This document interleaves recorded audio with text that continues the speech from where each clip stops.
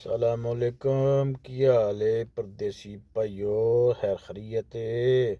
मैं क्या एक वीडियो बना ली है। अज जुम्मा मुबारक है तो जुम्मा मुबारक होए अल्लाह पाक।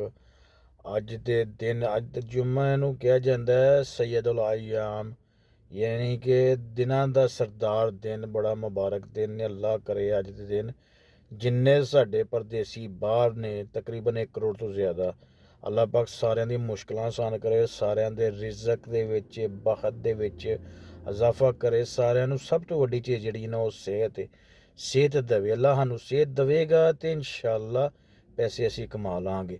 ਔਰ ਜਿਹੜੇ ਬੇਰੋਜ਼ਗਾਰ ਨੇ ਖਸੂਸੀ ਅੱਲਾਹ ਪਾਕ ਉਹਨਾਂ ਨੂੰ ਰਿਜ਼ਕ ਹਲਾਲ ਦੇਵੇ। ਔਰ ਜਿਹੜੇ ਜਿਨ੍ਹਾਂ ਨੂੰ ਰਿਜ਼ਕ ਦਿੱਤਾ ਹੈ ਅੱਲਾਹ ਉਹਨਾਂ ਨੂੰ ਹਲਾਲ ਹੀ ਦੇਵੇ, ਰਿਜ਼ਕ ਹਲਾਲ। ਸਭ ਤੋਂ ਅਹਿਮ ਚੀਜ਼ ਹੈ ਰਿਜ਼ਕ ਹਲਾਲ ਕਮਾਉਣਾ। ਅਸੀਂ ਰਿਜ਼ਕ ਦੇ ਵਿੱਚ ਇੱਕ ਕਤਰਾ ਵੀ ਜਿਹੜਾ ਹਰਾਮ ਦਾ ਲੁਕਮਾ ਨਹੀਂ ਲੈਣਾ।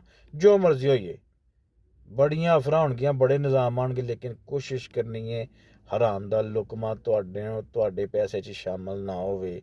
ਜ਼ਿੰਦਾਬਾਦ, ਤੁਸੀਂ ਲੋਕ ਅਸਲੀ ਰਹੋ, ਤੁਸੀਂ ਲੋਕ ਅਸਲੀ ਰਹੋ ਪਾਕਿਸਤਾਨ ਦੇ, ਠੀਕ ਹੈ। ਬਾਕੀ ਸਾਰੇ ਕਾਗਜ਼ੀ ਰਹੋ ਨੇ, ਤੁਸੀਂ ਅਸਲੀ ਰਹੋ। ਮੈਂ ਤੁਹਾਨੂੰ ਦੱਸ ਛੜਿਆ।